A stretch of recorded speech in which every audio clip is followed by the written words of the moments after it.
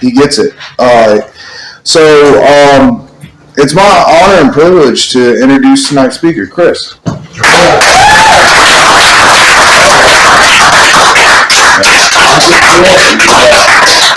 Actually, I owe DJ $20, so I wanted to say hey, everybody, I'm Chris Alcoholic. Yes. We'll leave that thing back over here. Congratulations, these 72 years. I want to read something here out of the book. Surprise, surprise. Page 89. Life will take on new meaning. To watch people recover, to see them help others, to watch loneliness vanish, to see a fellowship grow up about you, to have a host of friends. This is an experience you must not miss. I grew up here in Belmont, over on Todd Street, just a couple blocks through the trees there. I was born on Christmas Day, 1961, about 7 a.m. Mom was an English teacher at South Point High School here in town, Belmont Junior High. So we always got our English lessons at the dinner table. We'd be eating, and she'd ask difference between a participle and a preposition, and what a conjunction is, and we would watch. That showed the electric company on television. The junction was your function. Yeah. Freely call. I had no idea what all that bullshit is, but I knew when I went to college.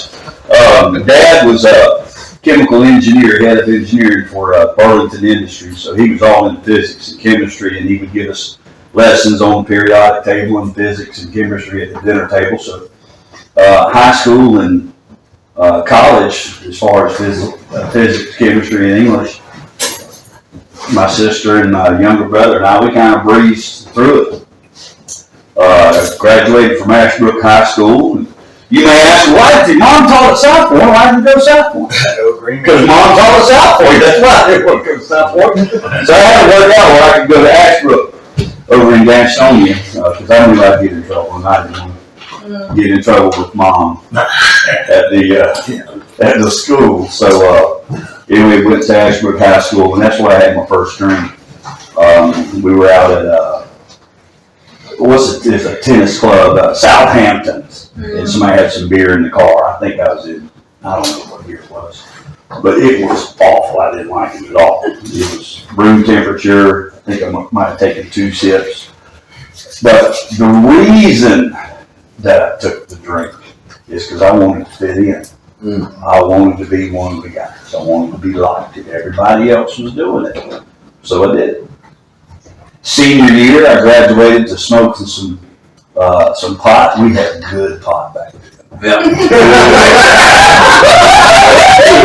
We didn't use GMO stuff that's floating around.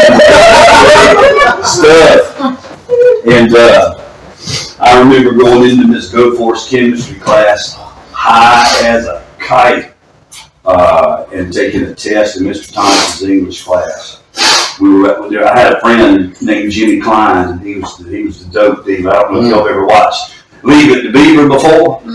There's this character named Eddie Haskell. Yeah. You remember that was Jimmy Klein. And he had a lime green Volkswagen. And we get out in the parking lot, Jimmy's Worthy's in there, I'm in there, Jimmy Klein's in there, 3 or 4 of us want to smoke pot. At lunchtime, getting ready to go back into class, and we would just get fried. And we thought we were cool. My mom found out about all that stuff because I learned the teacher's talk. Started drinking Bacardi, not a whole lot, but just enough to kind of fit in, you know. But the real fun was when I went to East Carolina University. The reason I went to East Carolina up in Greenville, my mom and dad met at East Carolina University, and Dad was a KA of that fraternity there, and I didn't go to East Carolina to graduate. I went to East Carolina because I wanted to be a fraternity guy. That was my motive. That was my reason. Well, most people go to East Carolina. Yes, but the real reason you go to East Carolina is to become an alcoholic. It is a professional training ground for alcoholism. The first week or two I was there, my dad had a restaurant over in Gastonia. It used to be, it's now Outback, but it was Western Steer Steakhouse at the time. And if you've ever worked in a restaurant before, they have these cans called number 10 cans, large cans. So when I would come home for the weekend to do laundry or whatever, Dad would always send us back with a goodie bag of things, and we had this can of chocolate pudding. And it was my roommate, Jay, and I. We were perfect alcoholics together. So we had this number 10 can of chocolate pudding, and we had started drinking already. We would ask each other in the morning when the sun came up, bunk up a bed over there and a bed over here.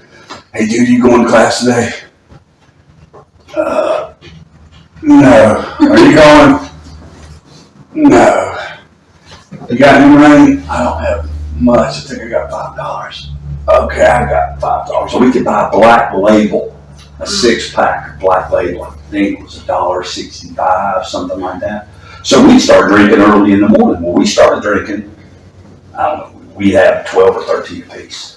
And we opened up that can of chocolate pudding. And we had some Ziploc bags that we put sandwiches in. We thought it was a great idea to portion out the chocolate pudding and put them in Ziploc bags. We were on the 4th floor. In front of the door. And the windows were those crank windows that rolled out like that. So we were watching people walk to class. And he said, I don't know if I said it's probably my idea. He said, I did. I said, what is it? He said, let's drop some of this down here and they'll think it's shit. So we grabbed the bag and people would get it. Damn, give me another. Here come we wait, and these 2 girls were coming. So here come 2 girls. Now, right in front of them. And they looked up before we pulled back into the window, so they saw top right on 415 busted. So they said, we see y'all, we see y'all. We said, we see y'all too. They came into the door, came all the way up the steps to our room. So we're kicking all the beer cans up under the beds. And as we're kicking them, beer's going all over the floor. So they come in, and it was Dana and Glenda. I think they were freshmen. I had a 1967 Volkswagen Beetle. I'll get to it in just a second. But we sat down and we started talking, and Glenda said, y'all want to go see Socko in the mall? And I said, what? And she said, y'all want to go see Socko at the mall? And I looked at Jay and I said, what the hell is she saying? Sucks at the mall or something like that. And I said, what is it? And Dana leaned up and said, she wants to know if you guys want to see Psycho out there on the mall, on the quad, where they hang the shit down. A lot of Psycho robots or something. So we went to the movie, had a good time. They asked when we come back, can I borrow your key to Volkswagen, because they wanted to get groceries in the morning. And I said, yeah, you can borrow the key. So they came back, they bought the groceries, they gave me the key back. That night, we were going to meet them downtown. So now 24 hours has passed. And we're downtown at a place called the Elbow Room, where they had 25-cent draft. And we were pounding them. I'm now in full-blown training mode. Yeah. 1 o'clock, 2 o'clock in the morning, we come out. The girls are gone. The place is kind of filtered down to the last 25 or 30 hardcore drinkers, you know. And I get out to the parking lot. And my Volkswagen's out there under a street light, and it looked like the windows had been tinted on my car. They said, hey, what the hell happened to your car? I said, yeah, I don't know.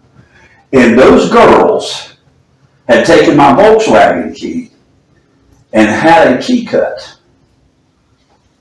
And they went out and raked leaves all afternoon and put them in yard bags. All those leaves in my Volkswagen and filled it packed tight with leaves. Well, we thought this was fun. I'm now associating drinking is fun. And it was fun. I enjoyed it. Joined the fraternity. Drinking escalated even more. We started drinking this stuff called PJ. You ever had that? Oh, Jesus. That was good stuff. It was pineapple juice, cherry juice, Everclear, and Everclear's moonshine. Really, it's legal moonshine. It's 200 proof, isn't it? So things got a little worse. We at the bottom of the fraternity house, we had an old toilet. It was just down there, and it'd been down there for a long time. And this is when I was pledging. And one of us came up with the idea of going to one of the sorority houses and planting the toilet in their front yard. So we had this thing down to a science. We had partied a lot. We had practiced it. One of us was going to operate the shovel. The other was going to mix the saccharin into the 5-gallon bucket with water. And the other was going to plant the toilet. And then everything was dumped. You start up with a boat paddle and you run like hell.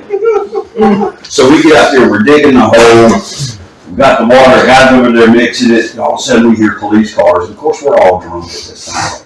We hear the police cars and we run like roaches. We scatter all over everywhere. And you know how fast you can run when you're 18, 19 years old? Yeah. Well, I'm running down through the back of the houses. We are getting it, but I mean, and I hit a clothesline, full blast. Call back, cut myself here, got blood coming all down my face. Get back to the fraternity house, and they said, "What? You guys can't even pull off planting a toilet in a sorority house's yard." And that was the first time I remember thinking, we could have done it if we hadn't been drinking so much, but we kind of fucked it up.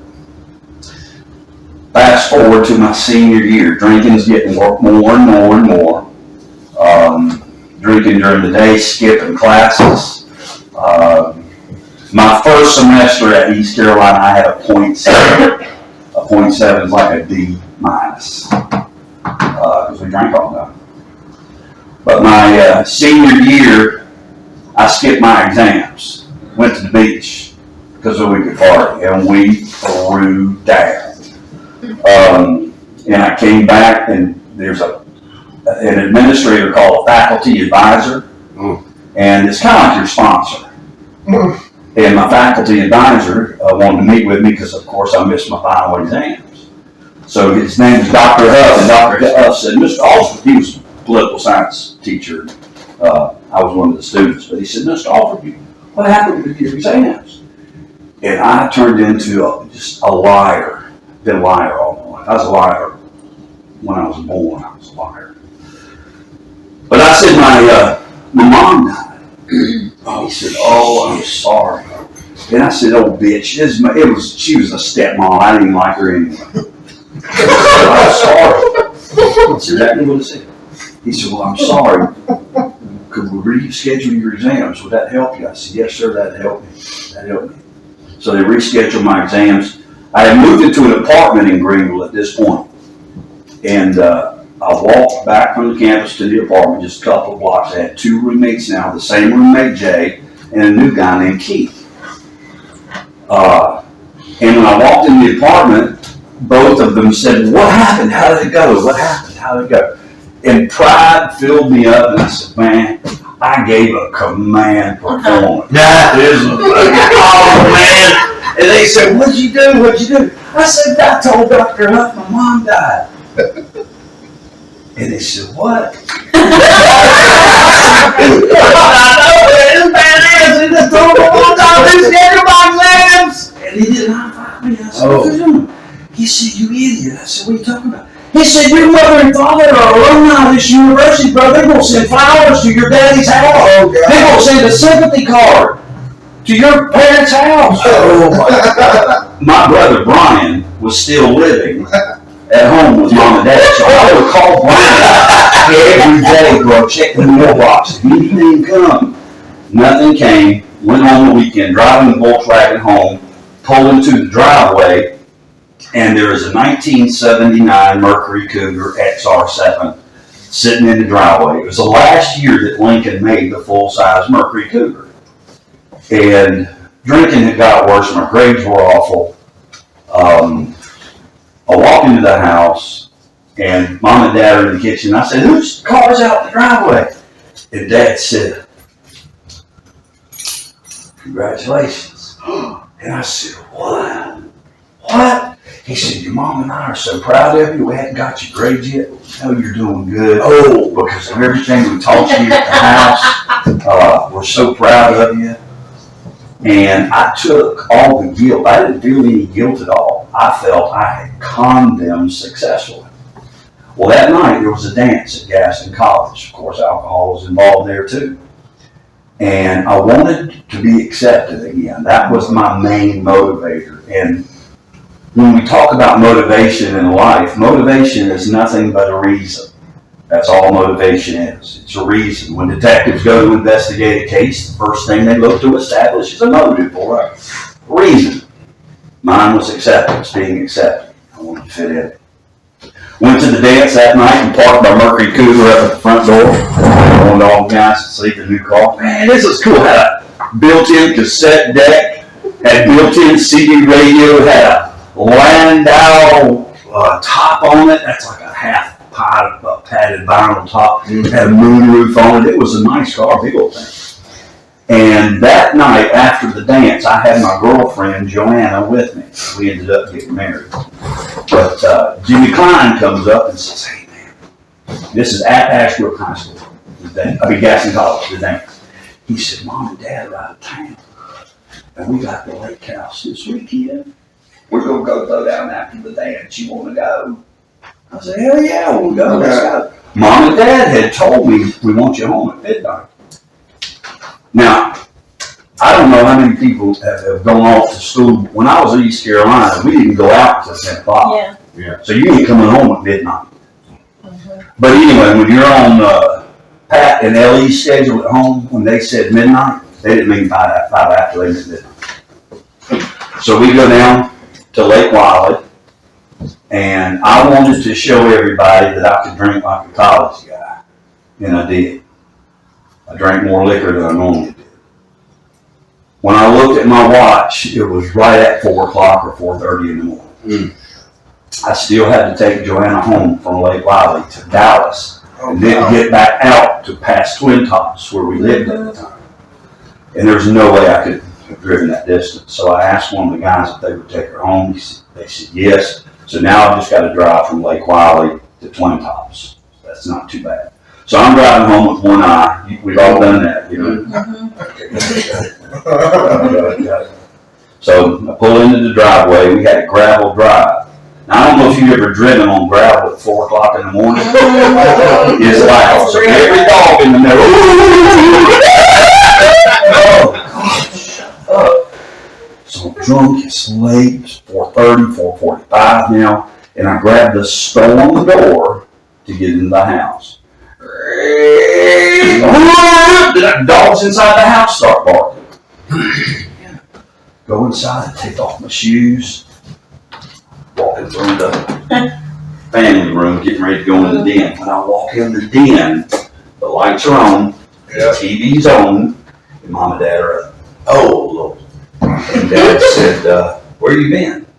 I said, the liar in me kicked again. And I said, oh, Dad, we went to Gaston College. We had the best time tonight. We had a big time. Joanna was there. We were dancing. And he said, well, it's awful late. Where you been? I said, we went to Denny's up there at Cox Road. And we had breakfast. He said, well, I'm glad you got home okay. I said, all right, good night. He said, good night. So I went back in the bedroom. I got in the bed. Oh, man, this is good. Man. I thought I was going to get in trouble. That's okay. Next morning I got up. It was Saturday morning. It was a day very much like today. I went out back and cut the grass. And I'm going to say after I had been out there maybe an hour or two, Mom came out on the back porch and waved me down. And I had on my East Carolina gym shorts with a little insignia on, you know, little college boy, little skinny college boy. And she said, come on in, let's get something, come on in. And I'm thinking homemade feta cheese sandwich, iced tea, you know, got grass all over me. So I get to the back porch and I walk up the back porch and Mom opens the door like, come on in. That was red flag number one. So I really, it's one of those things that you pay attention to, but then after a second, you go, so I go in the kitchen, she comes in behind me, she walks past me towards the living room and says, come on in the living room. Oh, shit. Yes, that's exactly what went through my mind. Because our house, you only went in the living room for two reasons. Either the preacher was coming by, or somebody died. Somebody was fixing to die. So I went in there first. Dad's already sitting down. Mom comes in, sits in her chair. Dad says, have a seat. And they did it in that dad voice, you know? Mm-hmm. So I sat down and I said, yeah, what's up?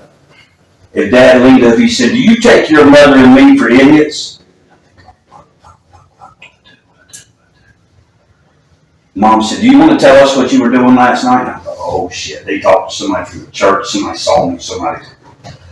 I said, I told you what we did. We went to Gaston College for the dance, and then we went to Denny's and we had breakfast. Dad said, did you? I said, yes. He said, what'd you have? We had 2 eggs and country ham and a waffle. He said, what'd Joanna have? I said, she had eggs and grits. Mom said, did anybody go with you? I said, yeah, Robert went, Keith went, and their girls went. Dad said, what'd they have? I said, I don't know what they had. Dad said, how much was your bill? I said, I don't know, it's $10 or $12. Mom said, did you leave a tip? I said, of course I'll leave a tip. Dad told me I don't like to leave a tip. And then I thought real quick in my brain, I'm a college guy, I'm grown up, I'm an adult. When I'm in college, all my friends listen to me. They take what I say to be the truth. And then I gave a command performance again.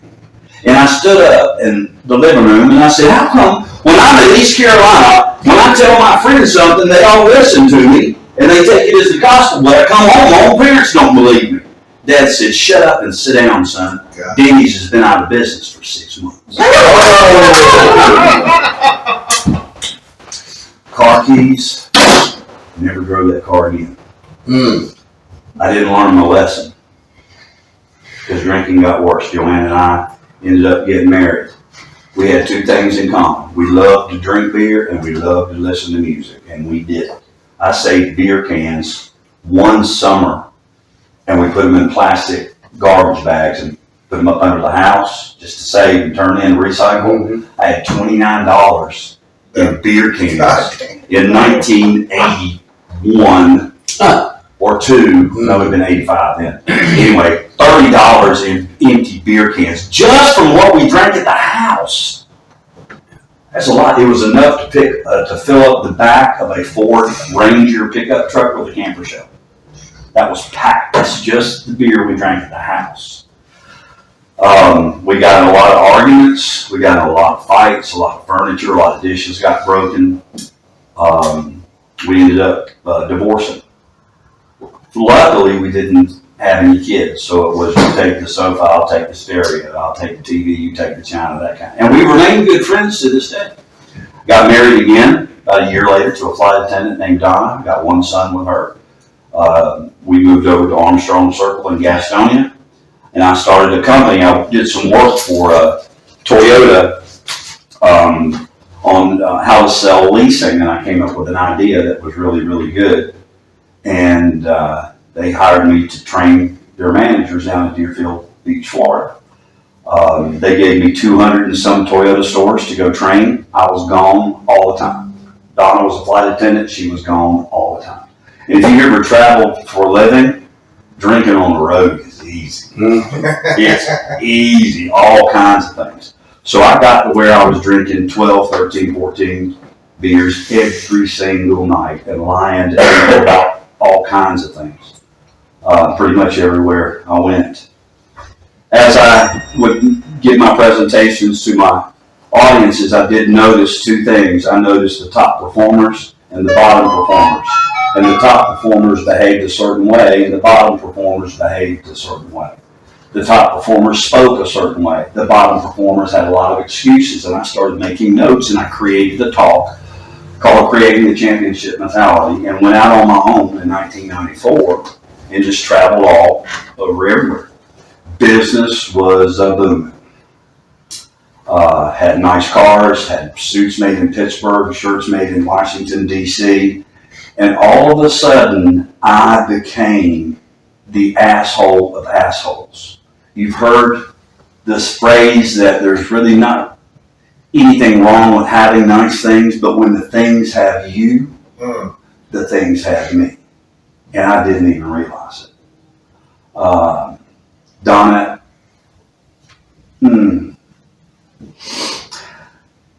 I came home on a Thursday, came home on a Wednesday night. We had been married a couple of years. Garrett was in first grade, so he was 6 or 7 years old. And I walked into the kitchen Thursday morning. I had been messing around with other girls on the road, and when I would travel, I would call them, I'm going to be here, that, and they get their schedule changed out. So I'm running around on my way. She's running around on me. I'm going to say I was probably up to maybe 15, 20 beers a day at this time, but I'm in the kitchen at 10 a.m. I'm cooking breakfast, and Donna comes in and she says, I'm out of here. I said, okay, have a good day. She said, you don't understand. So what are you talking about? She said, I'm out of here, I'm leaving you. That was a sucker punch. I did not see that coming. And I said, what do you mean? I started shaking, got real nervous because I didn't understand what was going on. She said, I'm leaving you. She turned around and she walked away, and I started following her. She walked and I would walk. She would go upstairs, I would go upstairs. What are you talking about? You're leaving me. She walked into her closet, she started grabbing clothes. She came down, she opened the back door of the car, throw clothes in, she'd go back, and I'm following her as she's going, what is going on? What's happening? Fast forward, Garrett, our only child, is in the back seat of the car, 6 or 7 years old. He is shaking, and he has his little knees pulled up to his chest, and he has his arms pulled around his knees, and he said, Daddy, I don't like it when you and Mama do this. And I said, son, it's going to be okay. It's going to be okay. It's going to be okay.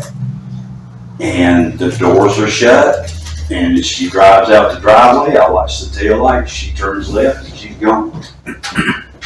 And I remember standing at a sport court about this big, and then there's the house in the backyard. The cemetery's behind me.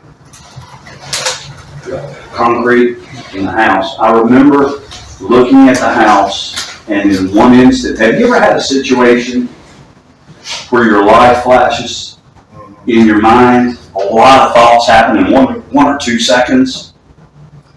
And I remember thinking, what the hell just happened? I drank too much. You pushed her over the edge. And I remember a song by Johnny Cash. And the name of the song is Hurt. And in there he uses a phrase, my empire of dirt. And I remember thinking that instantly. There's my car. There's the basketball goal, the 62-inch breakaway stainless steel NBA regulation size Gorilla backboard with the sport court in the house and the furniture and the rugs. And I remember thinking, you got it all now, brother. You got it all. But I have learned, if you got a cool car and you don't have a pretty girl to share it with, there's something wrong with it. I lost all of my clients. I called a couple of days later. I hit the fucking, all the money I had in the bank. I could have taken us all on vacation around the world. I called my customers one at a time. I was booked a year in advance, and I lied to every single one of them and canceled. And the reason I canceled is because I was going to drink at a fucking drink fest. My brother moved in with me, and we started we just did a lot of coke and a lot. I know somebody did all the cocaine, but I did the second.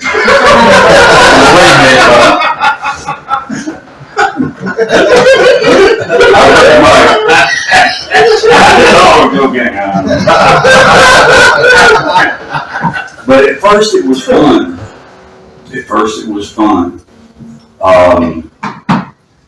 But then I woke up one morning and the sheriff had come on my front door and put an orange sticker on the door of the house. Time to go. And I don't know if you've ever been evicted from your house, but you don't have a whole lot of time to do much. So at this point, I have gone from having the opportunity of a lifetime in front of me to losing a company, losing my wife, losing my self-respect, losing my son, and that was just what I just told you about was just the beginning. That wasn't the pinnacle. That was just the beginning of the sorrows. I called Toyota, and they gave me a district manager spot for 4 years for Eastern North Carolina, where I was the district manager for Eastern North Carolina. Drinking didn't stop down there. I still drank about 12, 13, 14 beers every single night. And I had a heart attack when I was down there in Kinston, North Carolina. And was rushed to the hospital, and I was diagnosed with SVT, which is a racing heart. It comes from drinking too much, smoking too much, and stress. I resigned a couple of days later, packed all my stuff up, and I had one client in Charleston, West Virginia that would give me a shot. And I went to Charleston, West Virginia, told him I had stopped drinking, and I hadn't. And I had finished up the afternoon. I had gone to a convenience store, was back in the hotel room. I had not even cracked my first beer, and my phone rang. And I looked down, and it was a buddy of mine in Gastonia. I didn't take the call because I wanted to drink. He sent me a text, and the text said, "I'm sorry about your dad." And I texted back, what do you mean you're sorry about my dad? He said, "Oh, dude, I'm sorry." That's what he texted back. I called the dealer. I said, "This has happened. My father's just died." He said, "No problem. You do what you got to do." Can you guess what I did? Right. You betcha.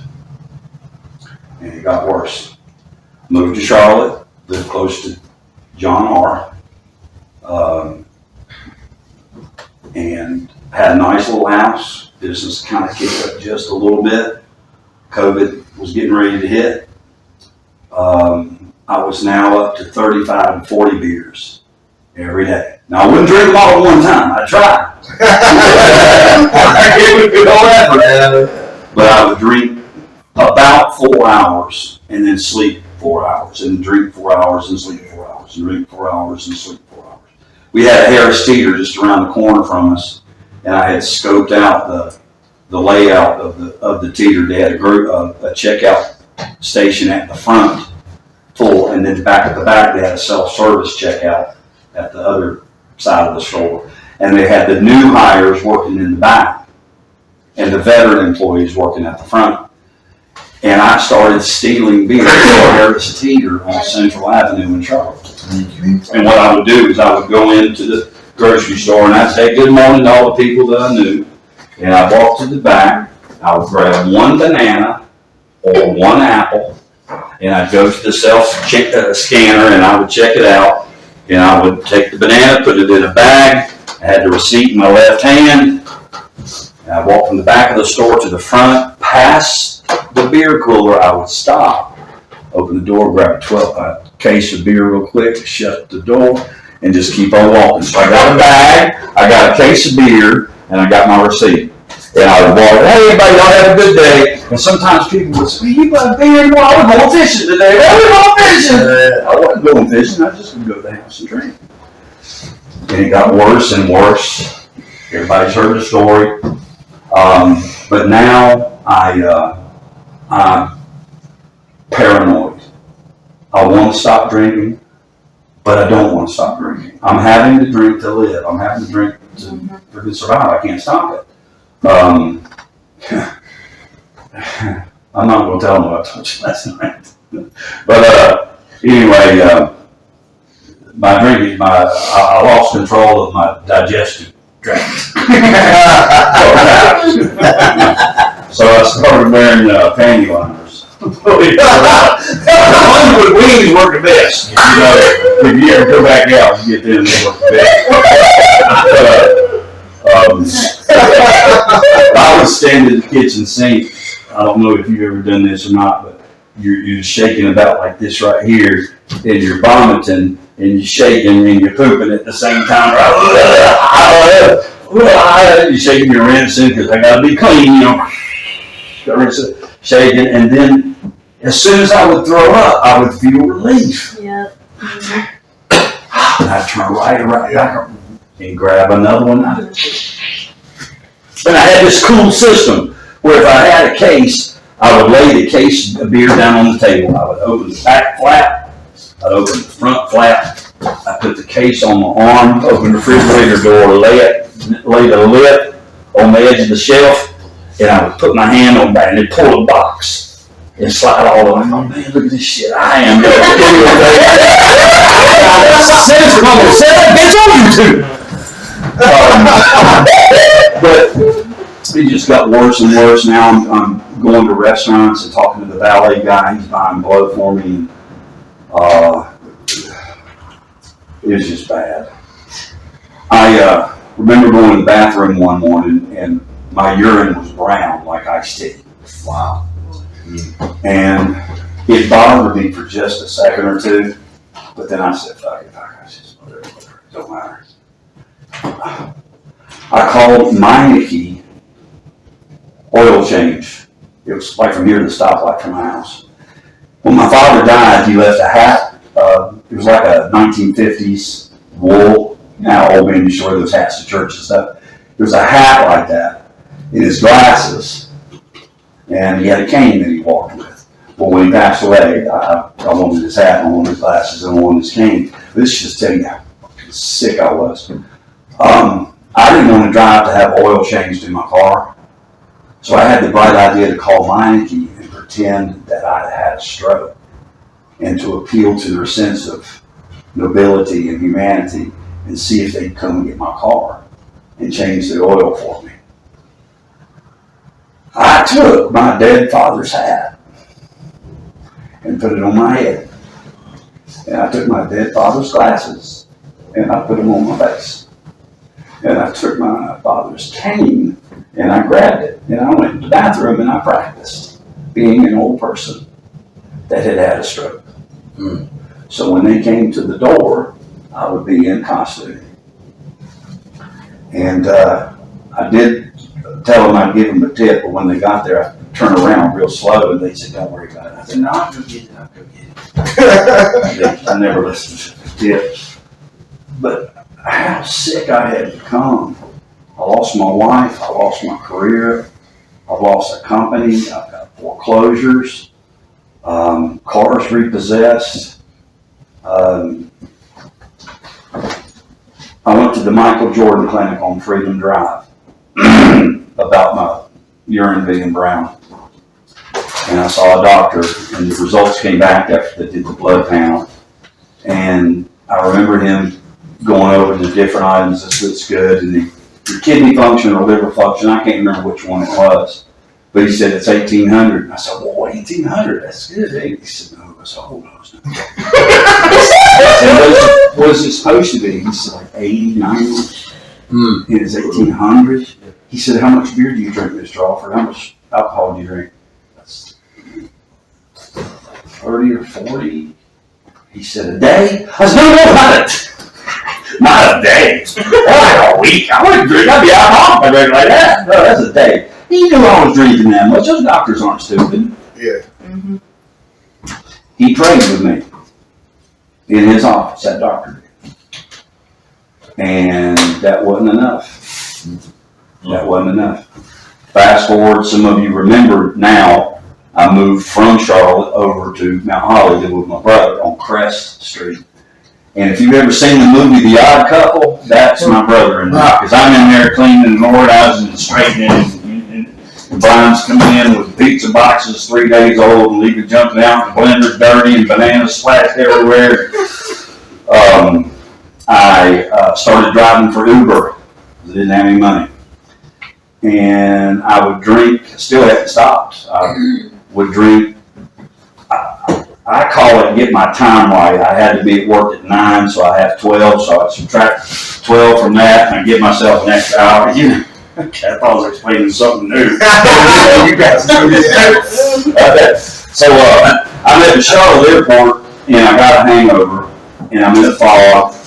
I had begun to purchase hand sanitizer and leave it out on the console, so if somebody smells alcohol, I would either tell them it's this, or I would do it in front of them. Right. You know, just so they would kind of, oh, he's using hand sanitizer. I even had a lanyard, your vape there, I even had a lanyard with a little bottle of hand sanitizer on it, you know. So, I learned that in the meeting, so make sure.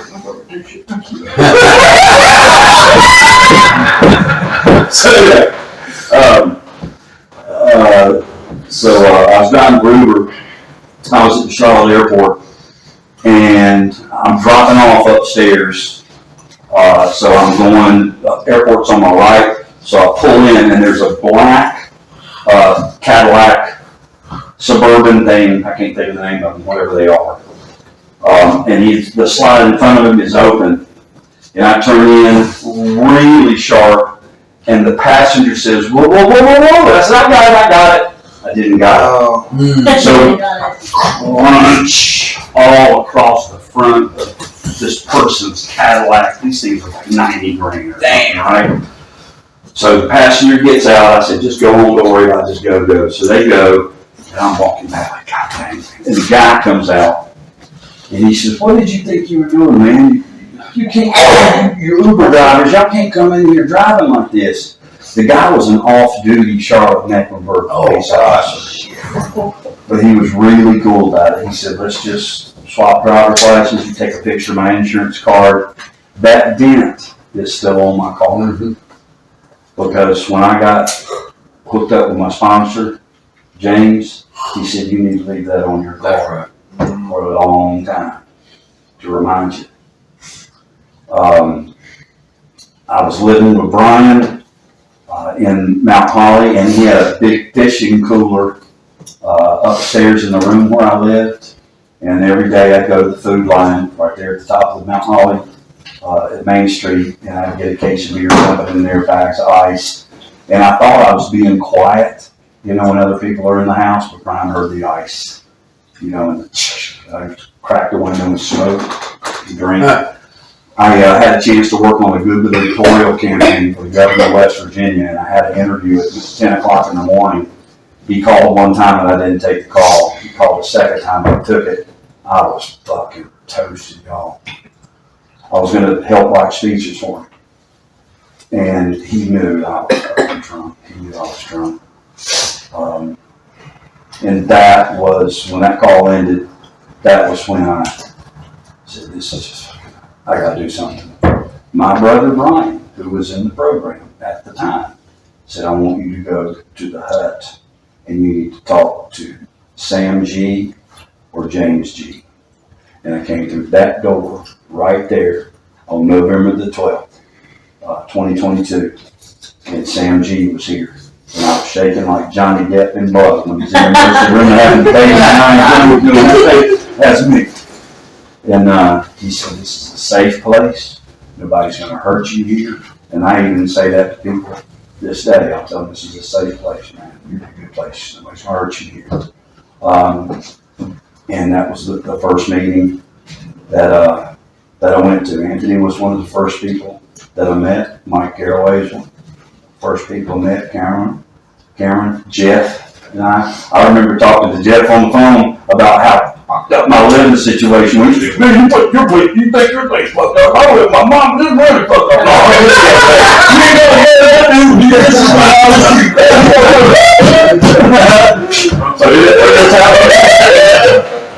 So anyhow, I got in the program. But the things that have happened, the things I have learned in AA are the important things. I remember sitting in the chair that you're sitting in, Anthony, and you, my friend, were sitting over here where Shane was, and I was in tears. I think it was at 10 o'clock in the morning. Do you remember? Yeah. At 10 a.m. meeting? I remember. And I said to the group, I don't have any money. I got to be out. My brother Brian kicked me out of the house. He said, you got to be back. And I had no place to go. I didn't have any truck to rent. I didn't know where I was going to land. And that man right there who's got a heart of gold, brother, I would do anything for you. I want you to know that person. He came to me at the end of the meeting And he took both his big old hands and he put one on each shoulder and he looked me square in the eye.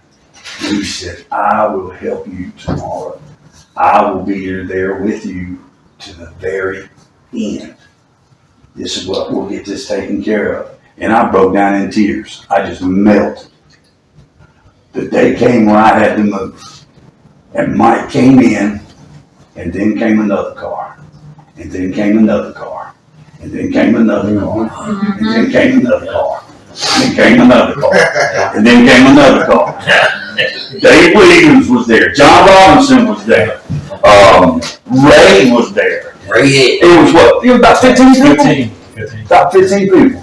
And we were out of that house in 2 hours. Everything.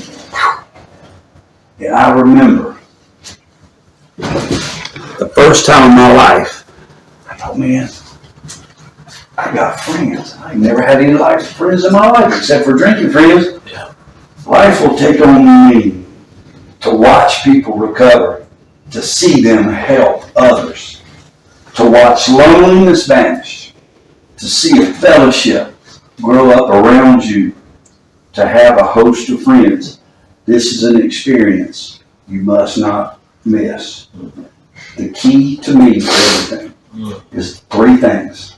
Number 1, the fellowship of AA, staying plugged into this fellowship. Number 2, page 45. It says it right in the middle of the page. The main object of this book is to introduce you to a power greater than yourself, which can help solve your problem. I stay plugged into God, my higher power. The third thing is I stay plugged in with my sponsor. I'm plugged in tight with him now because I live with him. So there ain't no escaping that. But this thing works. This program works. And I'll close with one thing because I'm running out of time here. I apologize. But when I was first getting sober, I was James would keep me out. We'd go to Mount Holly meeting, and then I'd go to his house. He'd keep me up like 3 or 4, 5 o'clock in the morning, so I wouldn't go out. And one night, right after Mount Holly, we go to a food line, and he grabs a big old buggy, so he's going through, he's got chocolate cake, and chocolate donuts, and Cocoa Puffs, and cinnamon rolls, and cheese things, and cheese dip, and Tostitos. That whole buggy was full of stuff. And we pulled up to the cashier, and he said to the cashier, he said, "This is why you don't come to the grocery store when you're high." This thing was piled up. I bet this is a good sponsor. But you guys have taught me a lot. I got some good friends in this room. I got some people that have been places with me. I've had a couple of flat tires. I'm like 7 or 8. But life's good. Life's good. It's not perfect, but I'm not drinking. I have some good friends. I have learned to turn my will, which is the way I think, and my life, which is my behavior, over to the care of God. I am not perfect. I make mistakes every day. But y'all have taught me how to love other people. Y'all have taught me how to accept people for who they are, even though we all have flaws. I'm learning more how to look through past those flaws and love people for who they really are. See, every one of us in this room was born out of love. God created you just like He created me. Even the people out on the street, when you see the guy at the bridge, some knucklehead you run into, He loves him just as much as He loves me. And if I'm really going to work this program the way the program says, our very lives depend upon our constant thought of others and how we can help meet their needs. As long as I do that, I think I'm going to be okay. Thanks for your time.